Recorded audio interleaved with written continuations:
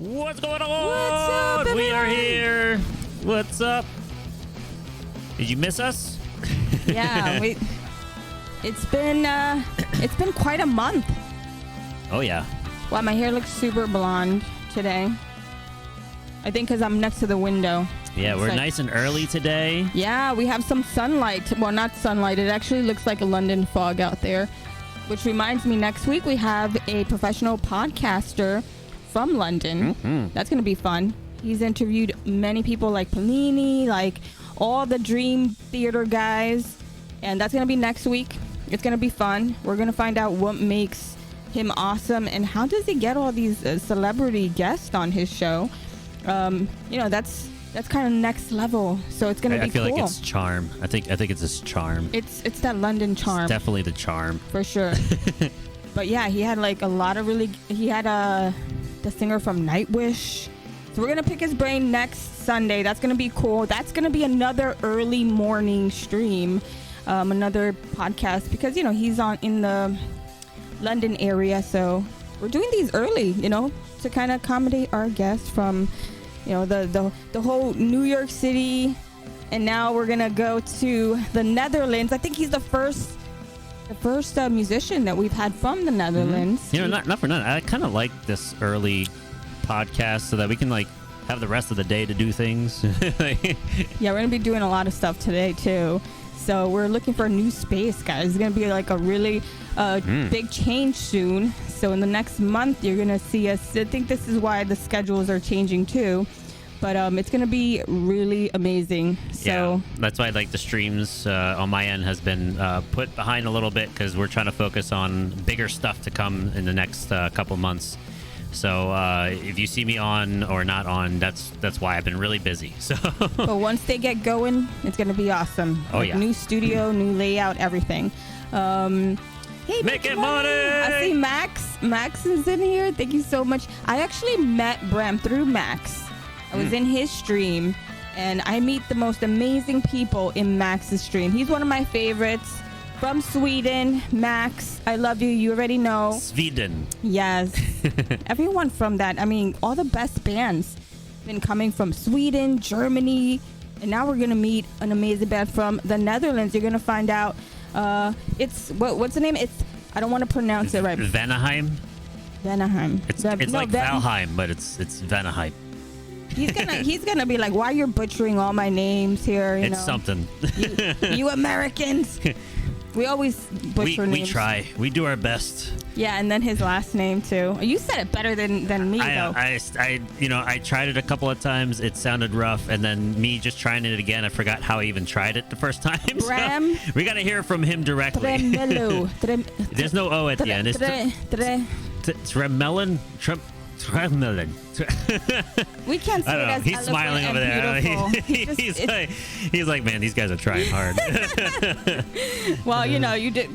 What do you expect from some New Yorkers? So we're gonna have fun tonight. Well, today. I'm so used to saying tonight.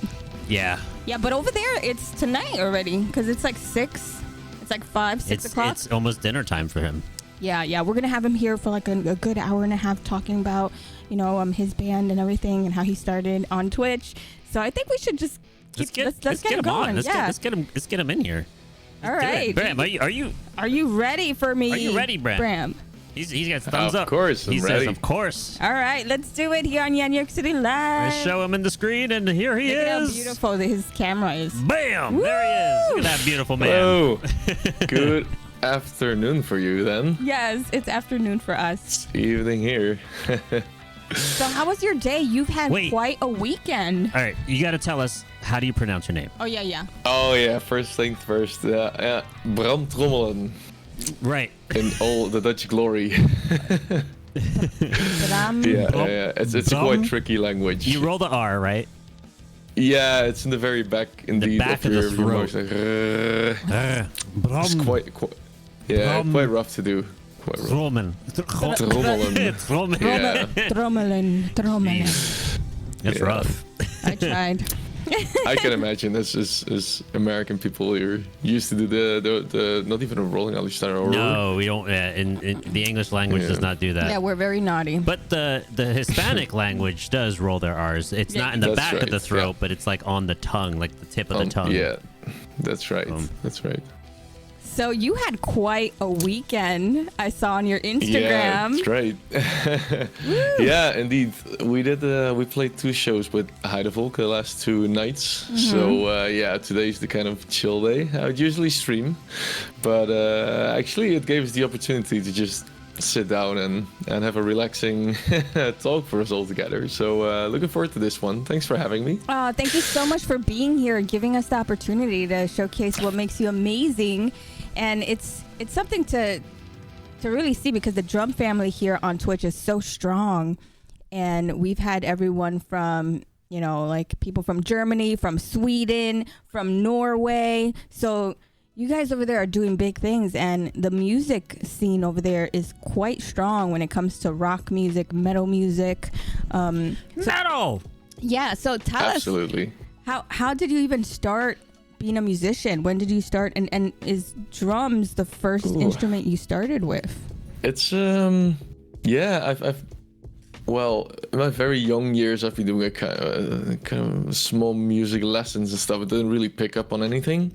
I'm not even sure why my dad took me to a store and just bought a drum kit with me, because I mean, to be fair, acoustic drums is one of the most noisy instruments you can have in your home. Yeah. Especially in the Netherlands, everybody has houses that are attached to each other, so usually you have 2 neighbors who are like, oh really? So it's like the city. Their drums out.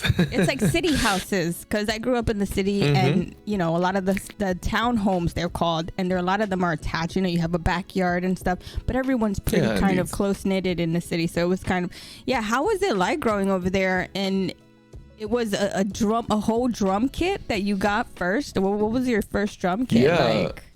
It was just a normal 5-piece, 3 toms, kick drum, snare, kind of setup with like 2 or 3 cymbals, maybe max. So just a very basic kit. But I was 10 in that time, and I did have lessons for a year, but I wasn't really motivated to play. So I did pick up on the basic beats, the basic things, of course. But after I stopped doing lessons, because I wasn't just doing anything at home, it kind of dropped off me, got other interests like gaming, and sometimes I did some sports and stuff. And it sold the kit. It was kind of over. Then when I was in high school, I was like 14, 15 years old. I had a couple of friends who were playing U2 stuff. They were also picking up on bass and guitar, and I said, well, I can jam along with you guys, learn the songs. And I was allowed to skip history classes, which I totally was not into. So who needs history?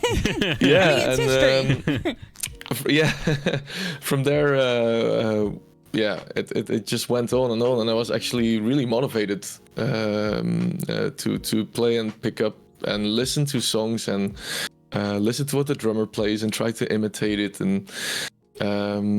And then I was also at the right time that I rolled into listening to metal music. So Children of Bodom, like a lot of Finnish bands. I was already listening to Rammstein, Within Temptation, great Dutch band, by the way, of course. Oh yeah. So those are kind of the things I started with, especially Within Temptation. Give me a lot of inspiration to pick up drumming. And yeah, I think after 3 months, bought a double bass pedal, and I was just sold it. From there, it just went deeper into the rabbit hole, and barely got any lessons, actually. Mostly self-taught. Oh, naturally talented. Nice. Yeah, I've been playing ever since. It's been now the majority of my life, 17 years. So most of your influence of drumming came from the Within Temptation drummer, like that, the way he played.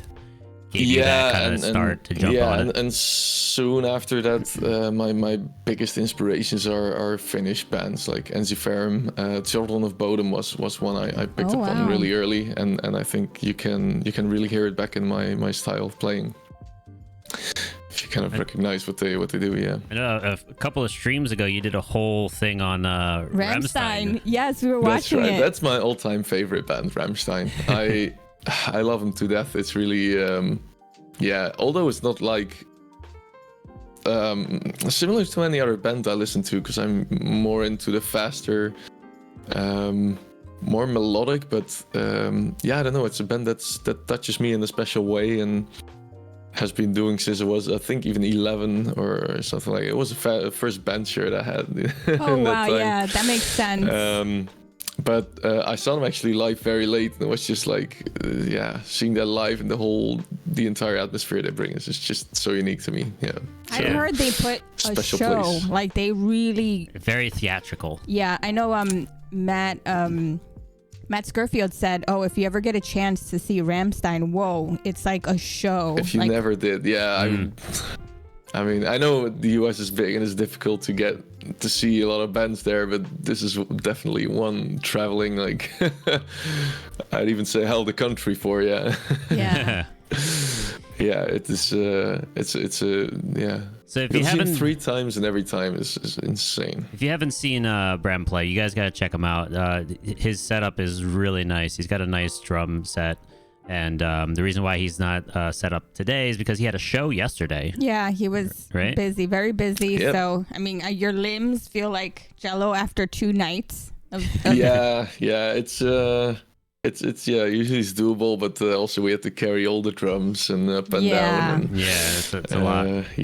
Moving boxes, and it's just we're independent, so we don't have roadies yet. All this stuff we do it all with our. Do you bring your entire drum set to the show? Like you play your whole thing? Yeah, indeed. Yeah, for both nights, and there were a lot of people, so that was awesome. We're playing with Heidevolk, also a Dutch band, and it's kind of the biggest folk metal band in the Netherlands. That's big. So it's a really nice opportunity to pull up with them, and as we're also a folk metal band, so it's for the Netherlands it's like the band to play shows with. So Is 2 really awesome shows. Yeah. Folk metal like the biggest thing out there now? Like that's going around in Europe or in. Or is it just like specific? Like it's not like that big. Like what's the most popular metal scene out there? It's hard to say. I see like a lot of specific bands that are really trending at the moment. You've got, of course, your good old metal bands, the bands that are there for longer. They will sell out bigger venues, like Lamb of God's coming around. Gojira has become very big. We love that. But not a specific genre, like. But also, for example, Electro Callboy, they sold out the venue in my hometown for 3,000 people already. Wow. And they're just also really trendy. So it's a nice variety. Folk metal is definitely not among the largest communities here in Europe. It's kind of a niche. In that sense, but once the people know you, they do really love you. So it's a really, how do you say, a loving community. Like if you're if you're in there, they'll not easily forget you. The love is real over there. I feel like over there is just it's a different type of vibe because it's more predominant there. So like the metal, the folk metal, I'm pretty new to it, but I was listening to some of the tracks on, you have more than one album. So you had just put out a new album and you're touring, like you did this festival, right? And it was to promote it, was it? So the album came out about a year ago, and since then we did festivals, club shows. We did a tour with another more industrial-ish band, Mantra, in Germany, and we've been basically trying to get every booking we can to promote the album. And this year is definitely gonna be even better because we're playing with Enziferum themselves, like one of my bigger bands, really big idols, kind of. So Heidevolk as well. So it's looking really great. How did you get that gig at first? Like that seems like it's not that easy to get with a really big band like that from the Netherlands. How did you get that gig? Yeah, Good question. Well, we've just been basically kind of on the hunt, but in the end, bookings comes down to finding the right people, sending them an email, and if they will check you out mostly, and if they like it, they will get back at you, and that's what happened for basically every single venue. So that worked out really well for us. What was the highlight this week? Because you had 2 shows. What was the main thing that got you super excited? The crowd? Well, it's the thing I really like about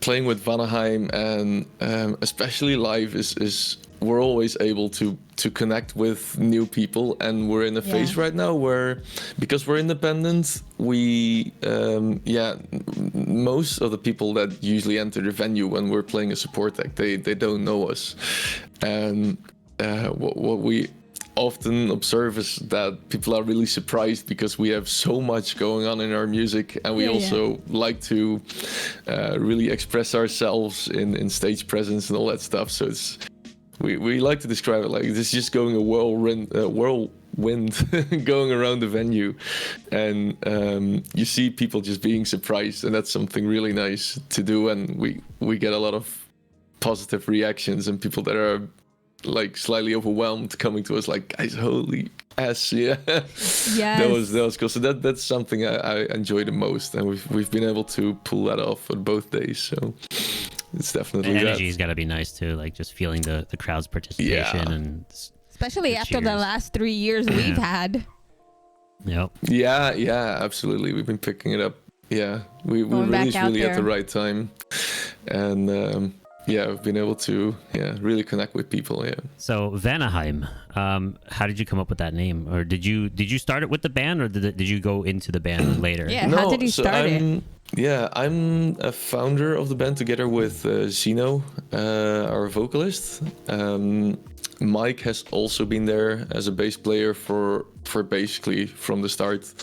It was a friend of mine. He's called Nick. And he kind of connected me with Zino and some other guys, kind of a bunch out of his friend group, and said I want to start a folk metal band. So like, yeah, sure. So started jamming, and we had to kind of align our ambition. That's also how we parted ways with some members at first.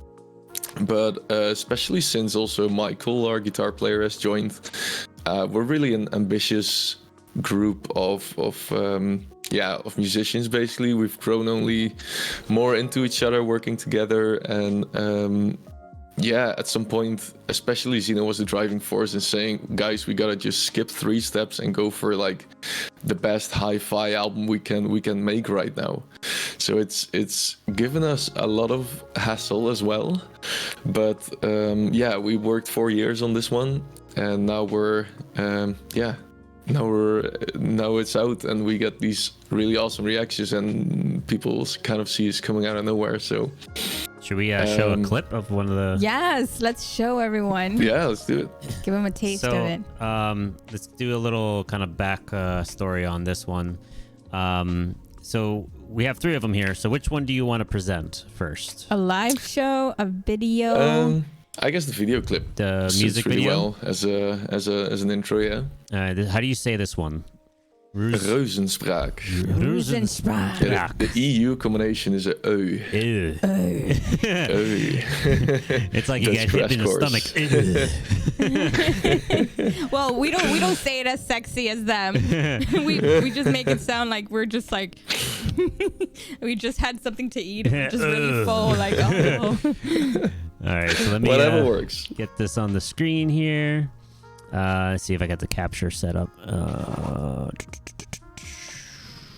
I love the design and the logo, the way it's just beautiful, everything.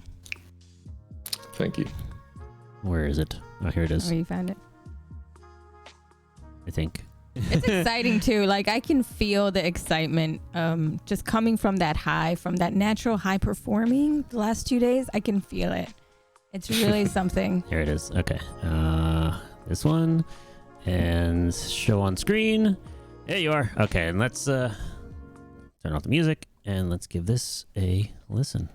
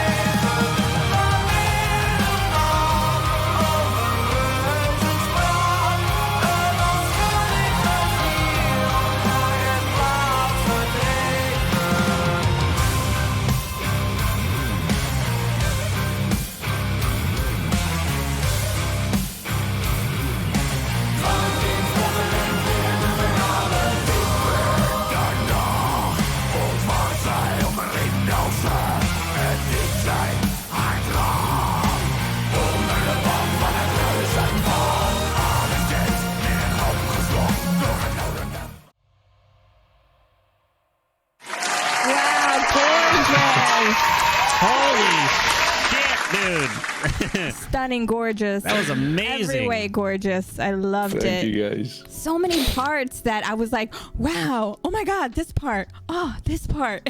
Like, all right, so let's break that down. First off, the production quality is freaking fantastic. gorgeous. The audio, the recording production is fantastic. Flawless. Your drumming is fantastic. Flawless. The dueling solos is fantastic.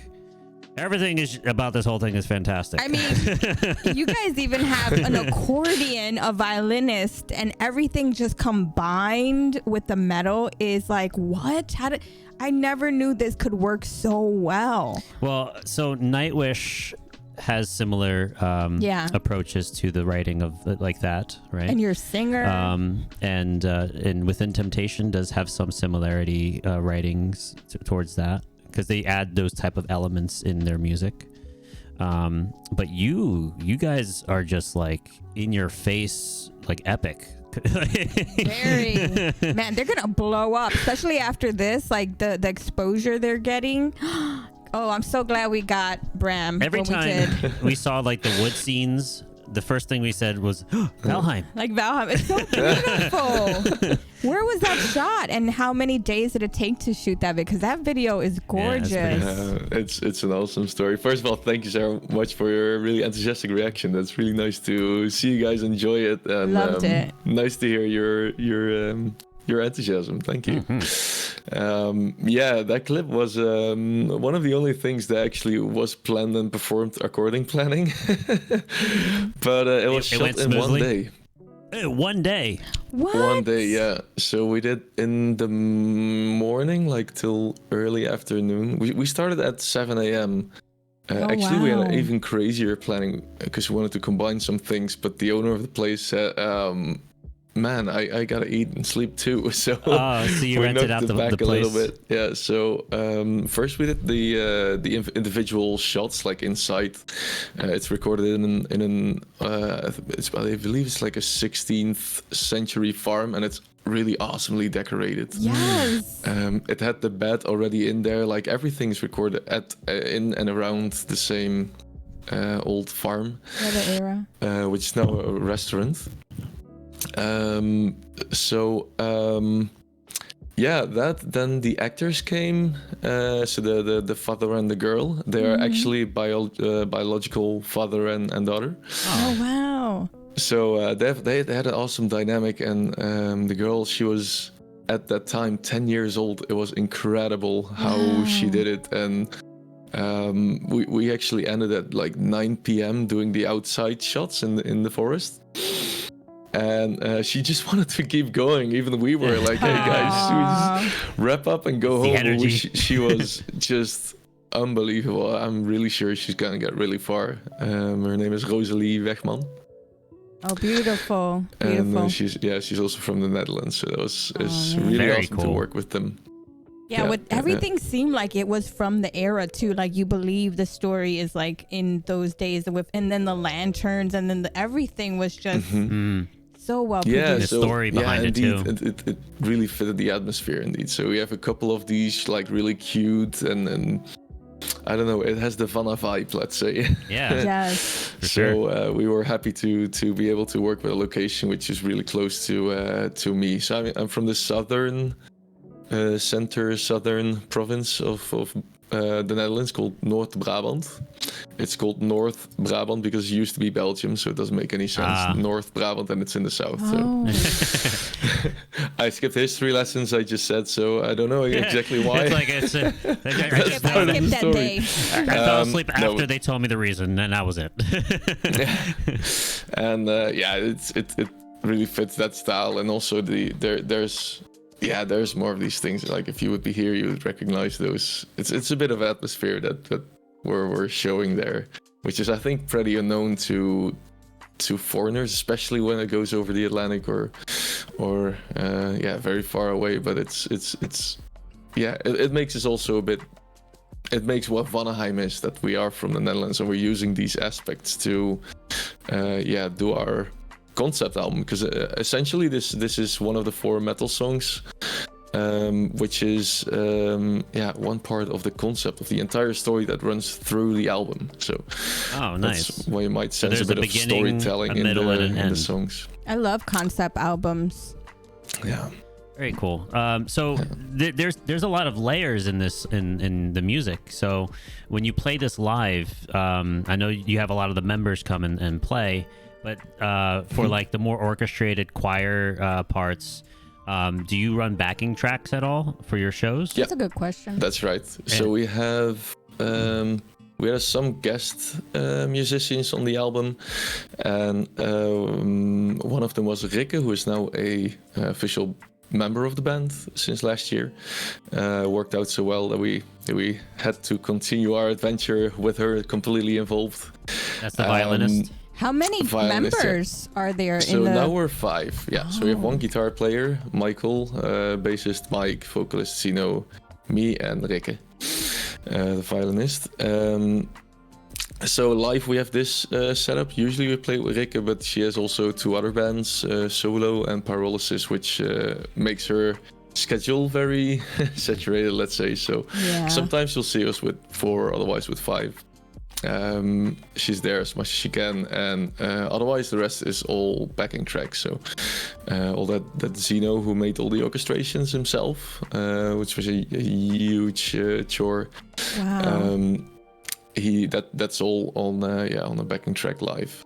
So when you run your tracks, are you controlling that, or do you have the audio engineer kind of play through it? No, so I will have the laptop next to me where I can, the drummer I'm so kind much. Of the manager of the the live setup. Is everyone hearing the click, or you're just hearing the click? Some of us are on in-ear monitors, some are not. But I do hear it. So some will hear the click track, and Rikke and Zino, they will play just by the venue sound or whatever comes. Okay, so I'm going to be picking your brain now. Yeah, you told them. Yeah, here we go. All right, so you have a backing track rig with your in-ear monitoring attached to it. Is the vocals plugged into the rig as well, or is he going DI straight? So we have guitars via plugin, bass I believe also via plugin, or a small amp, I'm not sure. So the effects are automated into their guitars and their rigs, and by MIDI indeed. They don't have to have any pedals in front of them, and they're just relying on the track to all play. Automated. So Did you get your answer? Oh, I mean, it's interesting because, you know, everyone has a different type of approach to play backing tracks, right? And I find this like pretty fun and interesting because you don't have a lot to worry about. The only thing you got to worry about is the computer going off, right? Indeed, yeah. And then at that point, couple backups if you're doing that, yeah. Yeah. So for the effects, even if it's through a plugin, what happens? All right, this is the fun part. What happens when the computer dies? Do you have a second computer that you run, or do you have your pedals a backup laptop? Indeed, we have. Right. I think we do even have a backup interface, like a small one, where I would be only on the click track. And but yeah, if some equipment dies or it's somebody, yeah, then it might be chaos indeed. Yeah. Yeah, that's the only thing that is that could be the driving force. But once everything works smoothly, you know, and you run everything MIDI, even the lights itself can function through that as well. Exactly, you know, something we would love to add if we're doing bigger headline shows or something like that. Yeah, it's gonna be amazing. Yeah. So here's a fun question. What was the most extreme, crazy moment that you've had experience being in a live show? Like whether it was something that was like really memorable or something went wrong and it was like, oh my God, but we pulled through and it was still a good show. Like some good memory or like bad. It doesn't matter. Memorable. On stage, well, I'm happy to not remember many of these moments. I'm thinking. It's like a good moment, like a moment that you were like, yes, this is righteous. Like it was like the best. Oh, the best moment. Oh, I thought you were looking for a failing. I mean, that too, either or. Yeah. I'm glad, and I hope you never have that ever. But it's fun to hear different stories. Yeah. Well, you know? yesterday I had one. A bad one? I was. Sorry. You had a bad experience? Yeah, Oh, that was a little bad. I could save it, but it was interesting. So my right beater just flew off. Somewhere in the middle of the last song of the set. So I do have triggers mounted on my pedal. On the beater? But the beater was missing, so it was just like kind of, yeah, it didn't have any counterweight or anything. So the first thing, I'm like kind of tripping over because I was doing a full-on double bass part, and I was like tripping over it. I was like, what the hell is happening? So I see the thing on the floor, and I'm like, all right. The next thing I hear is like, wait, my trigger is still working. So in essence, I could just continue and we'd be kind of all right. But of course, I heard through the venue sound that it was like only my left, which is like the offbeat kick, was really having all the low end on there. So it gave it a different feel.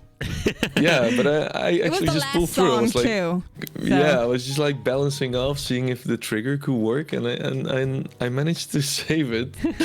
But then, yeah, there was this little end part, and I was like, all right, I gotta get ready. In 1.5 minutes or something, we got the next silent part. There's my drum key, there's the beater, and oh man, save the day. And I did it, but yeah, that was But triggers. One time, just a trigger broke in the middle of a song, like the metal fatigue just gone. Of course, these things happen. One of the best. We actually have a clip of that. Was it was not impacting me, luckily. There was a silent part in a song that we never recorded. We don't play it live anymore either. There was a clean part, like right in the middle, like only guitar, only clean guitar. And Zeno says something, and we're on like a pretty big stage on a festival in Belgium, like 500 or 800 people watching. And he walks back, he reverses back, and he steps on the pedal of Michael that he still used then, and he switches from clean to like full distortion. And he picked it up great. Like after the song, he was like, not only is this whatever, blah, blah, blah, but it's also the first time that I stepped on somebody's pedal on stage. But he's, assistance. Yeah. Sorry? It's like an assistance. Yeah. Yeah. I had a moment where I was playing drums and I wore my vision glasses, and my sticks went back far enough that it caught in the glasses and it flung off my face. And I didn't realize it till like at the end of the show that I wasn't wearing my glasses, which was weird. So You're in the moment. I'm like feeling it. Like, did I put it in my head? Did I put it on my chest? Like, where did it go? And then I look down. It's completely destroyed on the stage because the guitarist was like jumping on it and stomping on it while he's playing. No. No one noticed. Oh man. But you didn't miss a beat, right? That's what matters. No, I was just confused. R.I.P. Like, the glasses. Where did it go? Oh yeah, but that's the important one. Hitting your own hands during shows is also like it just happens. Yeah. Metal is a religion. Yeah, indeed, the show must go on. The show must go on. So Exactly. like, let's get into the gear stuff. You guys can nerd out on that. So what does your kit entail? Before we jump in, I want to ask the question: could we use this music without copyright, or is this? Yeah, you can. Yeah. Okay. Yeah, Cool. it's not copyrighted. Good. I do it all the time on my stream. Okay. Beautiful. And I can play it on my streams. And I'll do a cover. That's amazing. Do it. I'd love to see that. So let's talk about your kit, your gear now. So what are you playing? What do you got going on? What's your? It's not very specifically chosen anymore. I got this one since 2008, I think. I got it for a really long time. It's a Tama Superstar Hyperdrive. It's got just one kick drum. It's got two high toms, two floor toms. The floor toms I really like. The high toms are kind of aggressive for the style we're playing. Yeah, they're good. Otherwise, cymbals, Minor Bisons are my go-tos at the moment. I really love them. They're kind of similar to the Zildjian A Customs, which I also really love. Used to play as well. They're sharp. They cut right through. Yeah, indeed, but also like they kind of build up. It's like a swoosh. They kind of open up, which is what I really like. For pedals, I got Demon Drives of Pearl. Because they got the most feel to it for a faster kind of pedal. And what else we got? Foot kick. How are they called? Foot blaster triggers. So how does that work? Like, you put them on the mallet, or? Not sure what the mallet is, but it's the base plate of the pedal. Oh, you put it on the base plate. Put them on there with some kind of tape they send to you. Oh, okay. Then they just curve under your pedal, and when you hit the pedal, then we'll just Off the metal hit itself. it on top. They're very sensitive, so you can put them right back in your pedal, and they'll be Do you think that's a good. better alternative than the triggers you put on the skin of the drum? Yeah, for me it's been working much better. At some point also trying like heel up doubles strokes on your kick. So that's been really helping. Yeah, I mean they're still complicated, but I find definitely better than the triggers on the head, which I also used to play. Yeah. Sticks? Yeah, sticks of choice. Sticks. I've been switching up recently. I used to play ProMark 5As or the TX 5A something. That's pretty light for metal. That's very light. Yeah. When we were in the studio, they really told me to hit hard because I just couldn't get any volume out of it. Yeah. There's gonna be a clip released later from the studio, and you can see why I had 9 months of tendonitis. I had to hit way too hard. Oh, Yeah, really? it really sucked. So Yeah, you're suffering from tendonitis too, huh? Yeah, but I would have had the same with these things. Like studio drumming is just too insane. But I am currently, I ordered 3 different pairs, and the one that stuck to me now is the Luke Holland signature sticks from Meinl. Okay. It's Are they kind thicker? of a 5B, Okay. but it's a tiny bit longer, and yeah, it's got a more rounded tip, but I don't know, it feels good. It's got like, you got the dynamics, but you're also not too tempted to just smack the cymbals. So Like, you don't feel like you're good gonna break balance. something. Yeah, indeed. Well, cymbals are very, very used to break in my studio, unfortunately. And then what skins are you using? I use now on the snare definitely Power Stroke 77. Is that Remo? What's it called? Yes. With the patch in the middle. Okay. It's just a really great one. And on the toms, currently, I believe they're. Do they remember? Are they called emperors or ambassadors? They're both clear. I believe clear the ambassadors are emperors, thicker. I think they're a little thicker than the emperors. The emperors probably, I think, a single ply, if I'm not mistaken. Could be. I'm not entirely sure. It's one or the other. Yeah. Yeah, I use pinstripes on the top, and then I put emperors or ambassadors on the bottom, depending on how deep I want the tone to be. All right. So nice. your kit's you said is a superstar. I believe they came out with those after they discontinued the Rockstar. We have the Rockstar Tama Rockstars, and so the Superstar, the shells of the toms are they like a what do they call that? Not like a fusion, but like is it? They came up with a kit that's that has a like a half cut shell almost. I forgot what they're called. Yeah, indeed. They're especially the toms. They're quite they're not as deep as you usually see them. Yeah. And they get a little bit more attack and a bit more punch. And I think a little less rounded in that sense, but the floor toms are still really nice, although they're also a bit less. But what are the sizes of your floor toms? 14, 16. 14, 16? Yeah, it's nice. 10, 12, 14, 16. Yeah, your kit sounds good. Like even from the recordings, it sounded Incredible. really deep, powerful. And whatever they did on the mix was solid at the studio. So you go to the studio for recordings? You do home recordings? Yeah, so we recorded with Sand Lane Studios, quite close to here. It's the producer of Epica that's been working on it as well. Of Epica? Yes. Oh wow. Okay. He does a lot of and Powerwolf, Blackbriar, Blind Guardian. Like they, especially for drum recordings, he's very very famous. But also for his mixing work and Makes sense well, now. recording studios. It all makes sense. The clarity is perfect. Yes. you got a great producer there, engineer. Exactly. How did that happen? How did you land that?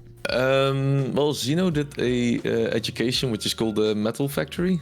It's I believe it's a 3-year education in Eindhoven, which is a city really close by. And Joost van der Broek, the producer, he used to be a teacher there, and he also, or at least like a partner of the education. I'm not entirely sure, but they would get with the school, they would buy some studio time or arrange some studio time for the students, and this is how we got to work together. So then, of course, when we wanted to take those steps up, then Zeno immediately, it's like, let's go, let's have a talk with Joost. Wow. So I went there together with him, and in the end, we went for it. That's an opportunity that was taken, and it was a major score there. So yeah, indeed. At this time, we're going to open up conversations for the chat. If anyone that's a 3-month sub or VIP can now enter the podcast room on our Discord, command Discord to join our Discord, and hop into the sub waiting area. We'll drag you in. You have 2 minutes to give a question to Bram or embellish on any of the topics.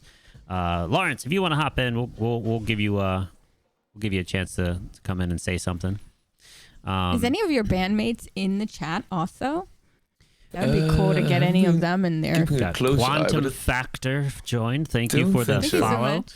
Helic. Did I say that right? Thank you for the follow.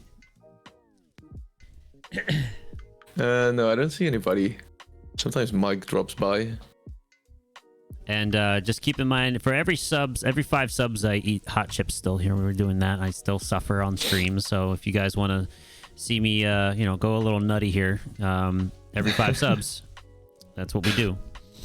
Awesome. How hot are they? Oh, they're ghost pepper chili. Haunted ghost pepper chili. So it's like it creeps up and then it really hits you in the nose. Like I'm not a big hot, person. Like I don't eat a lot of hot stuff. So early influences. Yeah, that's a good question. Who were your first big influences, whether they're drummers? I always ask 5 top favorite drummers that influence your style, or 5 favorite bands that you got into very early on. Yeah, definitely one of the first influences was then Within Temptation. Definitely. Children of Bodom is a huge one. It's Jaska Raatikainen from Finland, of course, who really influenced me, I think, the most. Then we got into Winter Sun, of course, Kai Hatto. Got into Nightwish very early. Nice. Which is indeed also one influence that you guys recognized. Yeah, beautiful. Our bass player Mike, he Nightwish is his religion basically. There were to be another band. Rammstein is not really an influence there. I would say as a last one, something like Dimmu Borgir, like the Puritanical album, the albums with Nicholas Barker. He's definitely inspired me a lot. Yeah, for blast beats and for drum sound and for a lot of cool beats. Yeah. Yeah, I think that was 5 solid. 5, yeah. Yeah. You named those off quick. He knows what he likes. Yeah. Hey, Chill and it's Pun. always those bands that always will stick with you, right? If you got these early, whenever you're getting into metal, there's these ones that got you in there. They'll never leave you. Oh yeah. So what are your dream bands that you would love to tour? Because I know you just said this was a dream that you just performed in the same stage with the last this weekend. So what other bands, like Nightwish maybe, like what are the other bands that you wish you could go on tour? One of them we're going on tour with actually is Enziferum. Oh wow, okay. The one. Woo, and he's representing too. Yeah, that's one of the first Finnish bands I got to know. So I think it's the band that I've seen the most times in my life, like close to 20 times. What a dream. They're always around. Yeah, so opening up for them is a huge honor. Really excited. But at the same hand, very fitting to what we do. And but it's just really awesome to see them basically recognizing us and saying, we want you guys to open for us. It's incredible. Congratulations. Yeah, thank you. So we got 6 shows lined up with them. Give it up.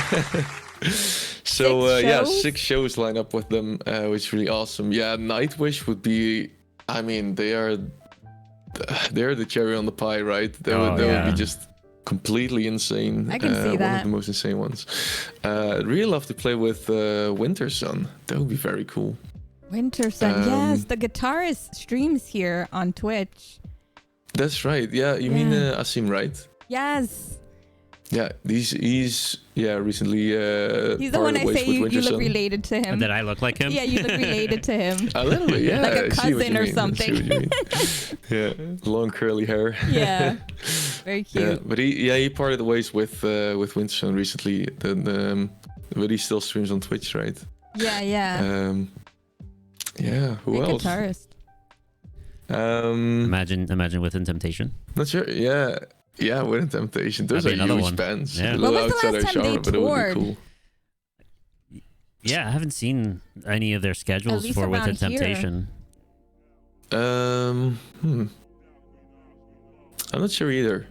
They did last year do a tour with Evanescence here. Last year? Oh. Last year, yeah. It was postponed a load of times because of COVID. Yes, that's true. But they caught up finally. I'm not sure what's going on now, but they still produce insane albums to me. Like this recent one. Resist, it's called. It's such a banger album. I haven't heard a lot of their new stuff. It's been a while since I've but they've been around dove for into a their while, music. for years. I think I've only listened to like their first like 2 or 3 albums, and then that was it. Yeah, those are the classic ones. Those brought them where they're still now. Yeah. That's when absolutely. they were on like the MTV circle for a bit. Yeah, with Early Mother Earth, 2000s. Ice Queen. Yeah. Those Lacuna Coil was part of that. Yeah, Lacuna legendary Coil. songs. Wow, that's great to see them still doing music and still going after like, it's been like, wow, at least 15 years, right? They've been together. Oh yeah, I think Vanna Mike. I listened to them when I was. Hey, oh, there Mike he is. is here. Mike. Speak of the devil. We're There just he talking is. about you, Mike. Thank you for coming in. Welcome. So I was gonna mention we had like MTV here, right? We found a lot of our music back then. What was your channels over there that you would watch to find like new music? And, and growing whatnot? up. It was the same. Yeah, you had it was also MTV out MTV. there. Yeah, Oh, we they had have- over here we had 3 international. music channels, and one basically did all the pop stuff. And then there was MTV, which had like a kind of sectioned genres, and one of them was metal. So I remember I was just up too late at night, and I saw That was like Flames the only coming time by. they would play metal was like late at night. Yeah, Exactly. So I saw 120 In Flames minutes. and Trivium coming by in the same night, and then I was pretty hooked onto them, and made me discover some new bands as well. Yeah, there was another one where you could request songs by phone, which also worked. But yeah, mostly MTV, and it was kind of the thing when we're downloading stuff, and the MySpace period of time. Oh, MySpace. Did you do MySpace back then? Did you have a MySpace? I did have a MySpace. Oh, yeah. Yeah, me too. Yeah, and downloading single tracks illegally via whatever Jesus, platform. MySpace. Because MySpace was the shit then. Yeah. Mm-hmm. There's What was your music, your theme music on MySpace? What was your like mine? Theme I of music? had Dream Theater as like one of the songs that I Napster. would have on my list. I don't even remember if I had any. So you could put songs on your profile. Yeah. I don't It would even like remember. you would It go was too into long somebody's ago. profile. I think and it's it like would a just 5 automatic songs you could throw up on start, there, Yeah. like a playlist. Ah, okay. I don't remember. I don't remember, to be honest. LimeWire downloading a song for 8 days. Yeah, LimeWire. Go yeah. to school. Bear share. Come back, and then if it crashed, you were like, "Don't." You get a whole list set up, and then you just leave it on for like a week. Yeah, overnight for the 3 kb per second it did. It was It was a that. struggle. I tried doing Napster, but Napster didn't work out as well. And then I did was it Kaza? I think it was the other one that I used after LimeWire, and then BitTorrent. Oh yeah. That's still pretty convenient. But yeah, now with Spotify, it's all made much easier. And it's easy and hard to find new bands these days on Spotify. It's something we're also with it's difficult to reach people because in the first place there's so many bands going around that are trying to reach a new crowd, and there's only a certain amount of people in the world. Yeah. But yeah, also a lot of bands are just in the algorithm. Like often you'll put on Spotify and you keep on hearing the same songs without you even touching the thing, and it's hard to creep in there. Well, streaming helps because people, give requests, and then you find cool new bands through people's requests. I mean, I know I do. Max, That's right, yeah. Alpine. They have really good taste in music, so I'm always like, yeah, give me something new, And it's always someone. It's a band either from Norway, Germany, Sweden, Finland, the Netherlands. You guys have the best metal bands. So it's like, for me, it's like, oh yeah, I know I'm gonna like this. I can tell. And not even just like through requests either. It's like even having you guys on the podcast, hearing some of your original music. Oh yeah, original really music. adds to like some of the new stuff we can really get into. Like we're a fan of your music. Yeah. I'm glad we got you now before you really get really huge. And then, I mean, you're already touring with these big names, so it's just a matter of time that everybody's like, fingers crossed it will happen like you projected right now. Oh, yeah. Put it out into the universe. And then you make your way out here, and then, we'll see you on tour over here in the U.S. Yes, imagine. Oh, it has to happen. It's going to happen. Yeah. We're making him like, love to meet you his heart's beeping right now. It's like, that would be amazing. That would be insane. Yeah, we can see that happen. So what's the other drummer question? So I think I've seen Lawrence asked, when are you gonna add your 18-inch floor tom to your kit? 18. I don't have space in my attic. No, yeah, that would be dramatic though. The 18-inch, that's just really so the good. 16 is already insane. Yeah, I own an 18. Really awesome. I skipped plans so far, but who knows? The 16. I went to the 18, and those 18s are amazing. I would totally recommend it. Oh man, yeah, it's like a timpani, right? Or how do you call them? Well, at that point you're going for the gong drum, but yeah, exactly. But the 18 is really thumpy, right? You get that nice low, like floor tom bassiness, right? But then it's not like a substitute to a bass drum, but it's thumpy enough, and you still have that resonant, like that low tone, really punching through it. Really bombastic. It's so good. It's my favorite. Any drum set I have, it has to have the 18. So what's the dream kit? Is there anything missing from your kit that you really want? Missing, not really. I've been adding a third crash, which really helps out for me. Like if you're at the end of the fill, you just have this thing hanging there instead of trying to get all the way over there. That's good. I don't know. I think there's gonna be a new kit at some point, just for sound's sake. Any sponsorship, sponsors, guys? I mean, you got gold here. There's nothing on the table right now, but I'm not sure. I think it will get leverage if we would have a new album and it would really like pop out a bit more. I think start playing those large shows and whatnot. Of course, they look at the numbers, and those are it's looking really great. But at this point, of course, it's still we're working as an independent band, so. I think seeing Heidevolk's drum sound yesterday and the day before, that was just really good, and I felt like if I could create a sound somehow, then I'd definitely go for a new kit. It'd probably be quite the same as it is now, but just new shells with some really good heads, and just really zoom in, like, I don't know, create a space and just try a lot of things out, because I'm not a huge engineer, let's say, if it comes to trying different drum heads and seeing how it sounds, and I don't have all the equipment and the room and everything for it now. Oh no. But we're really awesome. What's happening? We got two subs. Queen, welcome in. Thank you so much for the gifted subs. Yeah, we got Bram and Meadow. That's awesome. Oh man! Thank you so much. Meadow is my girlfriend. She's sitting downstairs. She's watching as well. Oh, welcome in. Thanks for being here and supporting. I love seeing that. Obviously, because being with a drummer, we already know. We tolerate a lot of things, but I'm sure it's a fun thing, to see your guy out, up there doing things and making him happy. Like it's one of the things that I love the most when I don't see him drum for a while, and then he goes back onto the kit, and you see the happiness and the joy of a drummer. I mean, that's why I love drummers too, because it's like the heart of the music, and it brings out the true essence of us. Yes, I love it.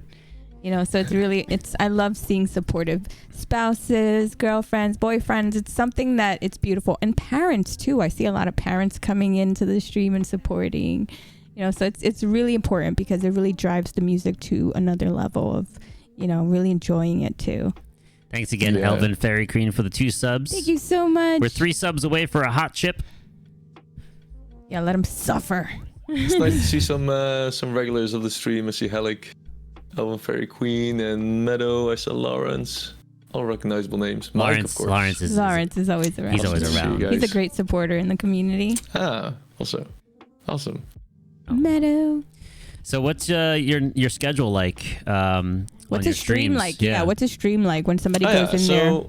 Yeah, usually I stream on Thursdays and Sundays around 4:30 European time.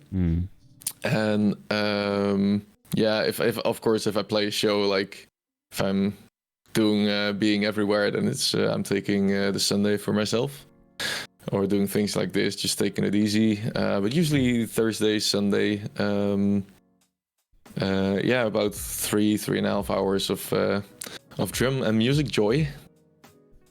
And do you do the theme streams? Is it like a thing every month, like the Rammstein one we saw? Ah, yeah. I'm so glad that you catch that one. That was a fun one. Yeah, it was really good.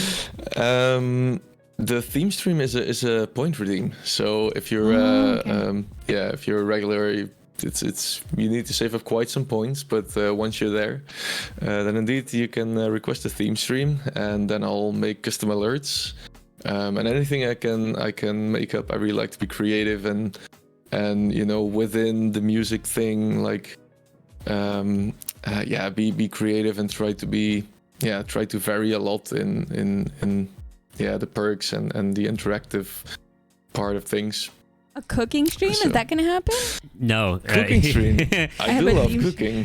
I try to keep it in music. But in the future I cooking could do to your like, favorite tunes. like chatting streams, or just checking music out together, or like playing games with the community, or I don't know, not really plans, but it's something that could definitely happen. No, I helped you out, Hal. I tried. Alex said I have a theme stream cooking, so like he's saving up his points to get that theme stream up and running. I mean, those are fun. Cooking streams are fun. It's always like if you like Max had one and it was really fun, and it would be cool to see like the dish of the Netherlands, like what's one of the most famous dishes over there. Mojo. I have to disappoint, because have you ever seen a Dutch restaurant in New York? Or Dutch anywhere restaurant? else in the world? You'll find them. You gotta dig for them. Probably, yeah. You gotta dig deep, and I stuff. guess. But the Dutch kitchen is not really recognized by the rest of the world. Look up we and see where's the Dutch we got kitchen. everything. I gotta look at this now. We got everything. Anything you can think of. We have like potatoes, vegetables, and meat on a plate. That's what it's kind of called over here. Very tribal, there are some very cool dishes that I carnivorous. would make. I love cooking, especially I love slow cooking. It's fantastic. I love couple cooking. Like if you and your girlfriend cook. I saw Office Drummer did one not that long ago. Oh yeah, we got some Dutch foods here. Yeah, we do. There's this one that's called The Dutch. There's one that says Dutch Freds and Dutch Kills. You know what? I do a lot of IRLs in New York City, like restaurants. I'll do one and I'll go to a Dutch restaurant. There's a Dutch Broadway school. I gotta stay up late to see that though, but I'd love to see that. Right? There's a Jamaican Dutch pot. What? We have a lot of fusion, a lot of mixture here. Oh man. We got a lot of Asian. We even have like Asian, Spanish fusion. We have a lot of different stuff because it's so mixed here. So everybody wants to try something new, and if it fails, then there's another idea. You know. Imagine a Dutch jerk chicken. Like really big portions. We do have really awesome recipes that are none of the listed ones that just came by now. But of course, we're also very known for cheese. I mean, Gouda cheese, or how you pronounce it, Gouda. Oh, jerk chicken is like, it's like a very spicy chicken. Yeah, it's a Jamaican spice jerk. Ramen cooking. Lovely.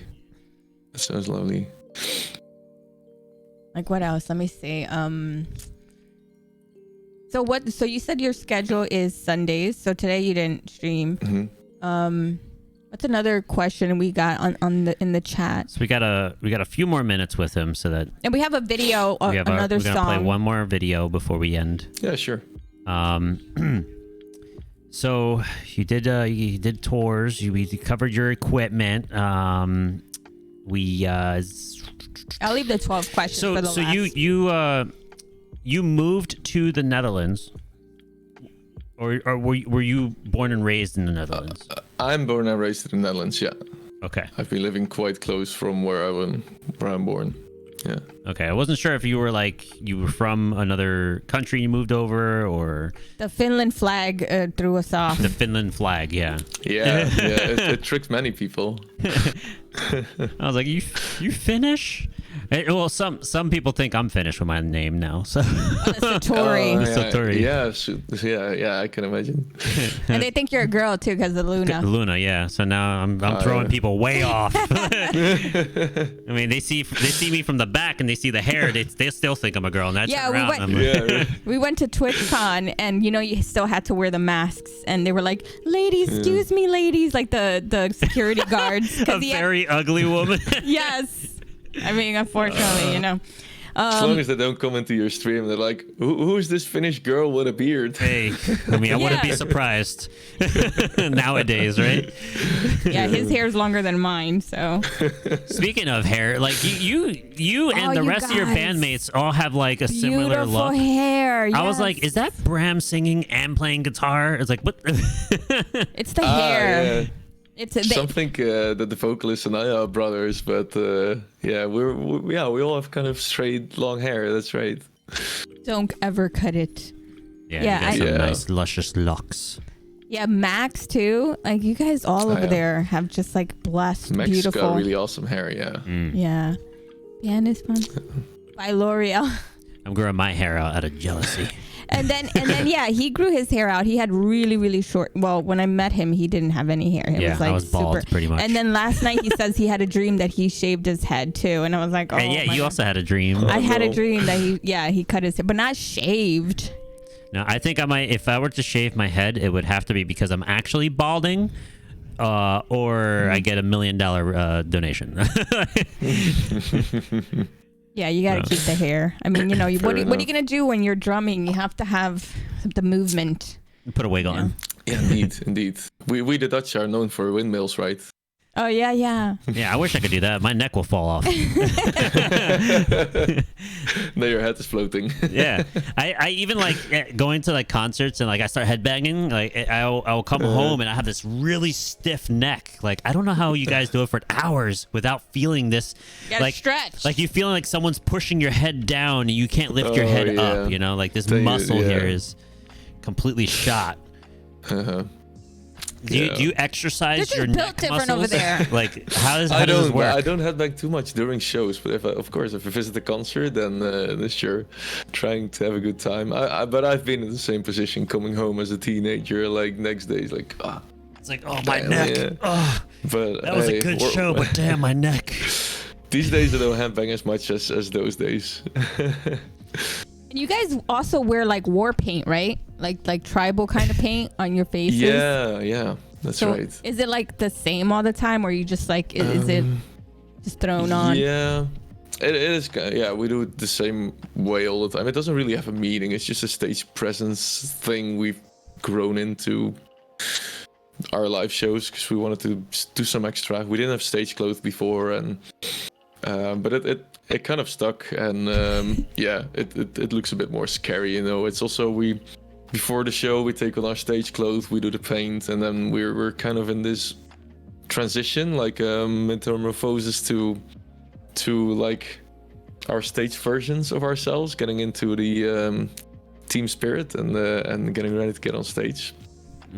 So that definitely helps if you just look different. Yeah, I love the aesthetic. Wearing makeup when you're going out or whatever, you're trying to set a special. It's like it'd be funny if it'd be a tradition where everyone has paint on their hand, right? And they go to the next player and be like, "Have a good show," and slap them across the face. Oh my god! And then you guys take turns, have a good show, slap them across the face. Yeah. That way you have the imprint of everyone's hands on your face. We could try it out. Giving Mike an idea here. Yeah. Mike, tell us a secret about Bram that nobody knows. Yeah, I want to know some fun shit. We always do this when the bandmates come in. We're like, Tell us an embarrassing story. It's kind of like when somebody meets somebody's mom. Do you have like a traditional thing that you do before a show or even after a show? Like, do you guys have like a shot, or do you guys like do like a prayer, or do you do like do you sacrifice usually something? just get together, you know, do a little pep talk for each other, or you know, just hype each other up before the show. After the show, we love to have some cheese, so often we get back to my place or whoever's place, and we get a nice baguette and a nice stinky camembert. Oh yeah, the stinkier the better. The stinkier the better. Bring the stink. And, yeah, I love cheese too. That's why I can never be a vegan. It's always so good. I tried. With wine, tea, coffee. What do you have? There was usually either alcohol-free or normal beer, or like a wheat beer, like a German wheat beer. That always goes well. And Fondue. yeah, we got some tea fans in the band as well. Very Sounds nice. lovely. Absolutely. There's I think another question I had. It was in the back of my mind as we were talking. Well, let's see what we covered. We covered the bandmates. We covered how you guys met all really young, right? Mm-hmm. You guys just started. What was the other? The new album you have. Is it the third album? This is the third. So we had first we made an EP, came out in 2017. And then we started to work seriously on the album, and this is the debut full length, which came out last year. That's beautiful. I'm really excited for the future for you guys, because I really see that it's everything. You have everything it takes, all the elements perfectly done, beautifully made. So I'm just excited what the future holds for you guys, because I don't see how you wouldn't be huge, especially now touring with the bands that you're touring with. I'm really excited for what's to come in the future. So then the next, thank you so much. The next video we're gonna show. Let's set the stage for it. Well, we could play this after the 12 questions. Oh, is it? We're gonna end it. We're gonna end it off of this video. Yeah. So which one do you want to show out of the two that we haven't showed? I do the live one because let's do the live one. Is that the Ben and Dave caving? So you can feel the essence of how they are performing at Cart and Horses. Exactly. Okay, yeah. that one. All right. Okay. How long is this one? It's 11 minutes. Okay. So yeah, it's the conclusion of the album. It's quite a big one. Oh, epic. All right, let's hear it. Let's see it. Oh, pause. Okay. All right, let's load it up then.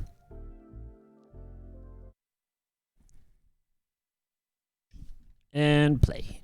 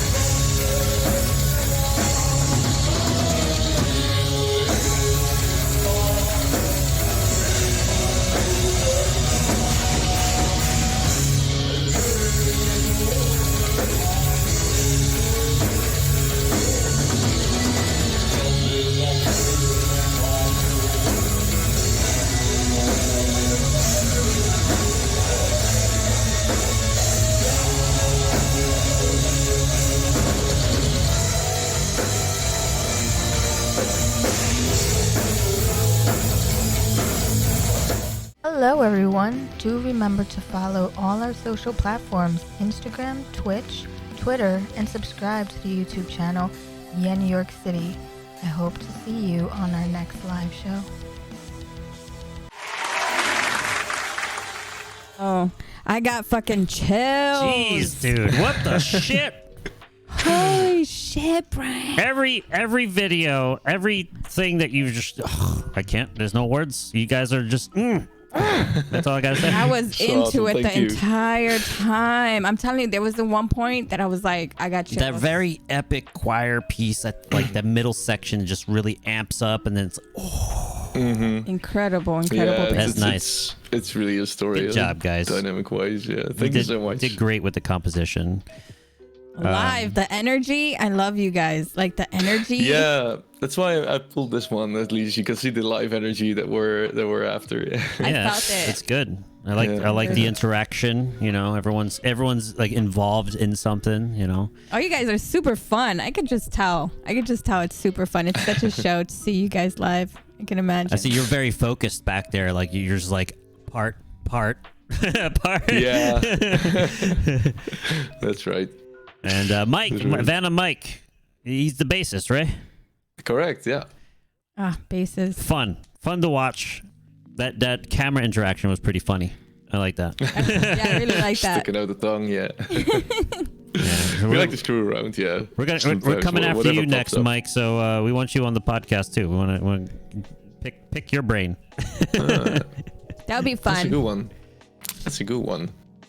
We Not have. sure if he's still here, but I'll tell him.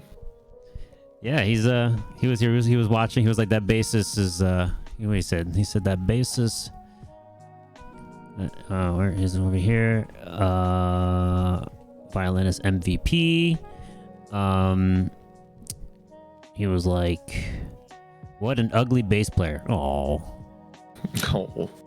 Aw, Don't absolutely say, not. don't say that You about guys are yourself. all beautiful, gorgeous. Easy. Okay, the most beautiful people come from over there. I've noticed. And I Alec love. with the redemption. He sounds really good though. Oh, the energy is I am here. amazing. I love it. I was sucked in by all the different elements. That every instrument, everything was just like perfectly. I mean, mwah, I'm in love. We were looking at the bass too, like the way the body looked. It was really unique. It That's a looked like it beautiful was bass. literally cut from an actual tree, and you did nothing to it. And The aesthetic was there too. Oh Yeah. yeah. The You should sound. definitely get a Mike can fill an hour only already about all his basses. He's a perfect. he's a huge Warwick fan. Yeah. Whenever, have him go on our Discord, Mike. Reach out to us, and let's schedule a time. We'll do a podcast. Let's do what he says. Nice. So this is a segment of the show where we do fast lighting questions. Anybody that has any last minute questions, you gotta just give them to me quick, and maybe I'll shout them out here. And also the last question is always it's either very easy or very hard. It's usually one of those the soundtrack of your life. 12 songs that have influenced you or have been either the first song you learned on drums or the song that you always think about your beautiful girlfriend, Brings memories. some kind of memory or your childhood memory. Establishes an event. Like the drive to the beach or to anywhere, camping as a child that reminds you of something beautiful. So the 12 songs that represent your life. Boom, 12 go. songs. Oh, that's an interesting one. Well, first off, the first song that really got me really into Within Temptation was Mother Earth. Other. So that's one. Then one song I really used to play a lot from Children of Bodom is Hate Me. That one definitely got me a lot of like festival based stuff and got that going. Definitely gotta be one from Enziferm. One that a bit more personal to me, but I like long songs. Is The Longest Journey from Enziferm. Absolute insane long song from them.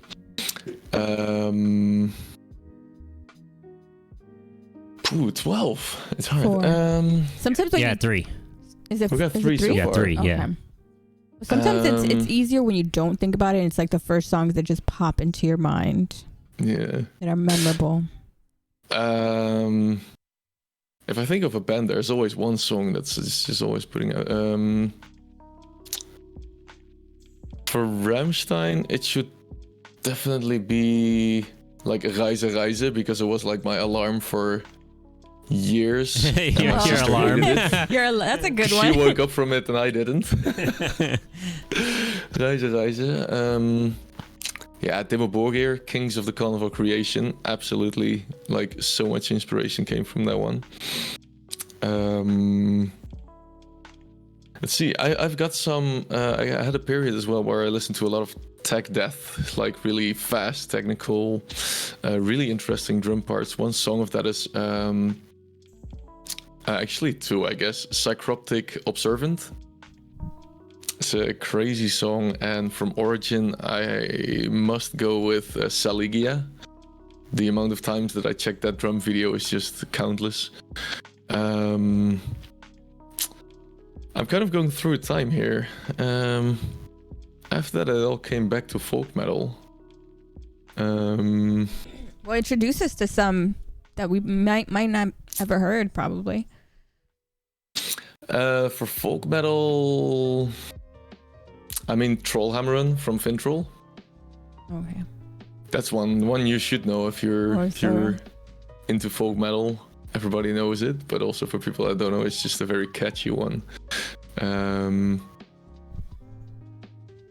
What's another good one? So, are you keeping count? Yep. We're on 8. 8. Yeah. 8, yeah. 4 more. You have 4 It more. is difficult. You are right, it is difficult.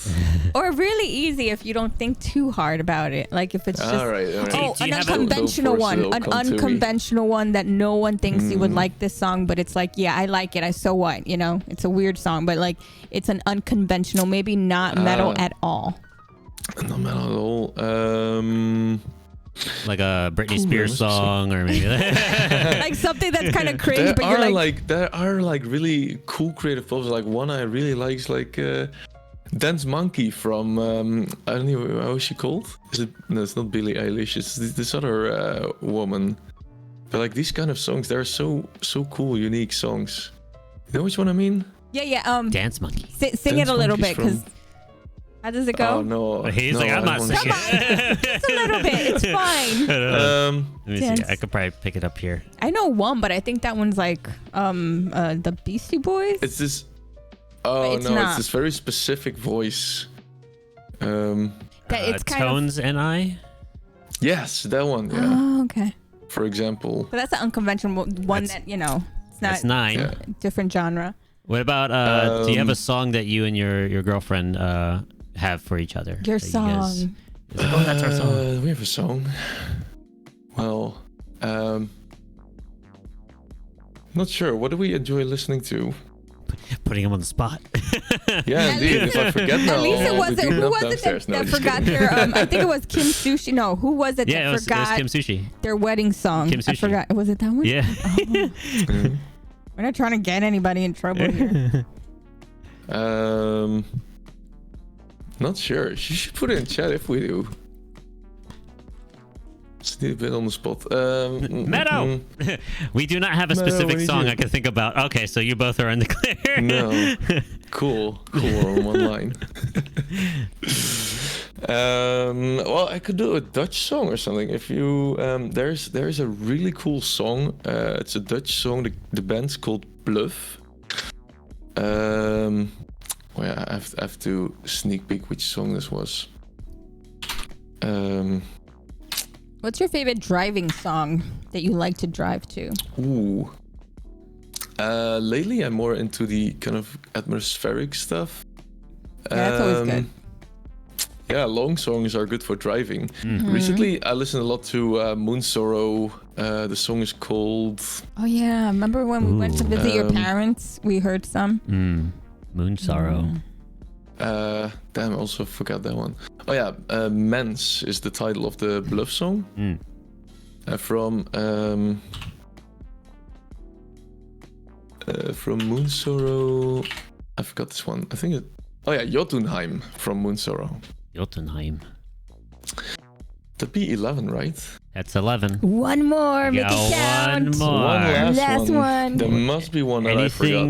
Anything that's like from your childhood that your Yeah, parents Yeah. would Remind play you of your often. parents that they played a lot growing up. Yeah, then definitely Dire Straits. Dire Straits. Well, I'll take Mark Knopfler. What It Is the song. And this is one that my dad always had the same CD in the car.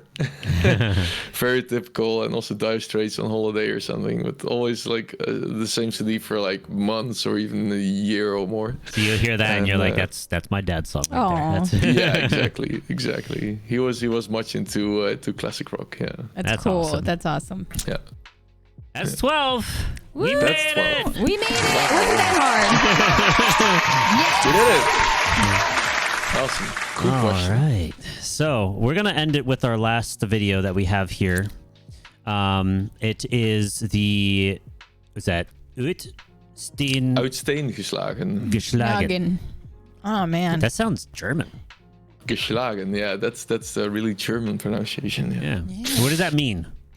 It's kind of like carved from stone. So it's the first song of the album, and it's kind of introduced to a bit big and summarized. There's a tribe coming to a kingdom where they want to build their new place, and they're kind of not so nice to the environment and stuff. And then in the end, the previous song, they kind of get smacked by the giants after the whole story. But there's a lot in between. I won't spoil too much. But this is the song where kind of the tribe is introduced, and there's kind of a tension between the giants and the tribe. First off, the giants are like, I'm not sure, then they're wanting to give him a chance, and then they kind of still turn around, and a lot of things happening. So it's a long song again, 10 minutes. Nice. But there's I love the stories and the concept and the style and the epic music. So and this the is part of that energy. same album? Yes. Nice. Yeah, it's all from the debut full length. And it's also the reason why we did official translations for this album. So just like the one from the first song, there will be translations below the song, so you can actually follow the story, because it's so important to the music, and especially for if you're really like zooming in like who we are and how we made this album. Like, this is such a big thing, and something that gave us a lot of inspiration with writing the lyrics and writing the music. That is awesome. Wow, Bram. A It's lot of been an detail in that. honor to have you on here. The first band from the Netherlands. It's so beautiful. I love everything about your band. I know you guys are going to go really far. I feel it in my bones. You guys sound everything. amazing. It's going to be epic to see you, and hopefully one day tour in America and we get to see you live Thanks so much. too. Yeah, it was so awesome to be here. Thanks for having me again, and let's make sure, if that is ever to be happening, I'm gonna make sure you guys are there. Yes. Yeah, for sure. Everybody give him a follow. The next time you're going to be live, let us know. When is your next scheduled Next stream stream? will be on Thursday afternoon, 4:30 European time, and yeah, hope to see some of you guys there. Yes, All right, for make sure you guys are not, if you're not following Bram, follow him now. Follow Check all out his future socials. streams.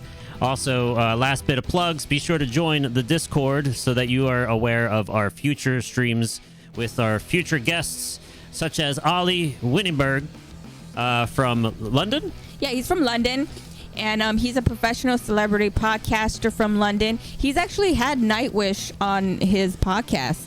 And all the members of Dream Theater. Yeah, and- it's going to be awesome to dig deep and how he ended up becoming the podcaster that he is. And, he's been on all kinds of different shows, BBC.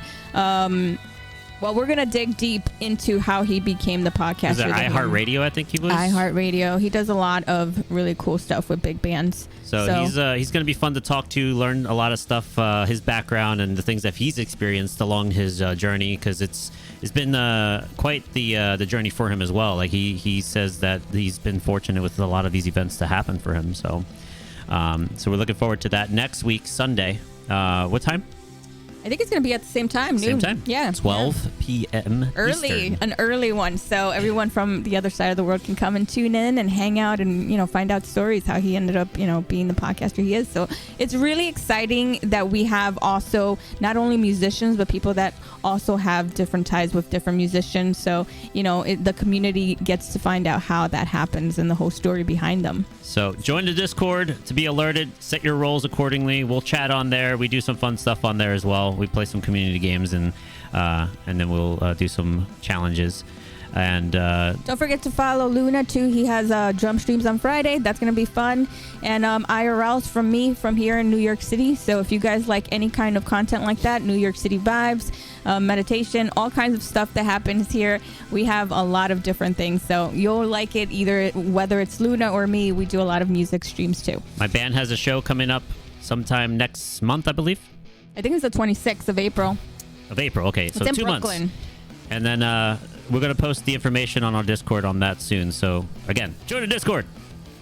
All right. Make sure to follow Spotify. Their Spotify, they have, this is this is the full-length album. For his band. For his band. Follow Vanaheim. Vanaheim. And all the members of Vanaheim. Yeah, you guys are amazing. It's going to be fun to see you guys grow, and I can't wait to see you live next Thursday. All right, so we'll play this video. Awesome. Stick around for the raid. Bram, it was Thank you awesome so having much. you. And hope to Such an see you amazing again guy. real soon. Yeah, sure, we'll see each other around. All right, thank you so much. It was amazing. Thank you. Bye-bye.